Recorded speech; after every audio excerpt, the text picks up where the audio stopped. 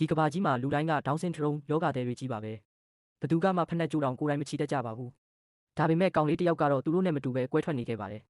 ကျောင်းဆက်တက်တဲ့ပထမဆုံးနေ့မှာတင်ကလေးတွေအားလုံးရဲ့ဖက်နှက်ကြိုးတွေရှုပ်ထွေးနေတာကိုသူသတိထားမိလိုက်တယ်ဆရာမတွေတောင်တေချာမချီပေးနိုင်တဲ့အဲ့ဒီဖက်နှက်ကြိုးတွေကိုသူကတော့အလွယ်လေးဖြည့်ရှင်းပေးနိုင်ခဲ့ပါတယ်အဲ့ဒီနေ့ကစပြီးနေ့တိုင်းမနက်ဆိုရင်တခြားကလေးတွေကသူတို့ရဲ့ဖက်နှက်ကြိုးတွေကိုချီခိုင်းဖို့သူ့ရှိမှတန်းစီပြီးစောင့်နေတတ်ကြပါတယ်တနေ့တော့သူ့မိဘတွေကသူ့ကိုလက်ဝဲပွဲတစ်ခုကိုခေါ်သွားခဲ့တယ်ကောင်လေးကတော့ကျိုးဝိုင်းထဲမှာဖိုက်တာတွေကထိုးကျိတ်မဲ့အစာတစ်ယောက်နဲ့တစ်ယောက်ဖက်နေကြတာကိုကြည့်ပြီးနားမလည်နိုင်ဖြစ်နေခဲ့တယ်အဲ့ဒီနောက်သူ့အလှည့်ရောက်လာတော့သူ့ထက်အများကြီးကြီးမားပြီးတန်မာတဲ့ပြိုင်ဘက်ကိုကောင်လေးကလက်တီးတစ်ချက်ထဲနဲ့လဲကျသွားအောင်ထိုးချလိုက်ပါတယ်ဒီမြင်ကွင်းကိုကြည့်ပြီးအားလုံးကအံ့အားသင့်သွားကြတယ်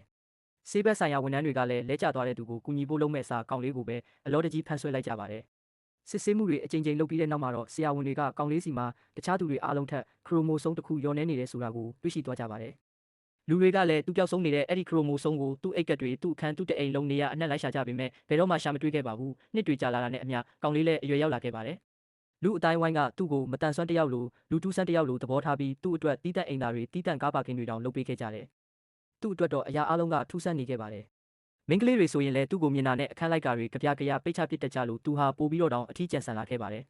ဒီလိုနဲ့နောက်ဆုံးမှာတော့သူဟာတခြားသူတွေလိုပုံမှန်ဖြစ်သွားအောင်ခွဲစိတ်မှုခံယူဖို့ဆုံးဖြတ်လိုက်ပါတယ်ဒါပေမဲ့ဆေးရုံရောက်တဲ့အခါမှာတော့သူ့ဘေးနားကကရင်ပေါ်မှာလဲလျောင်းနေတဲ့မိန်းကလေးတစ်ယောက်ကိုသူသတိထားမိလိုက်တယ်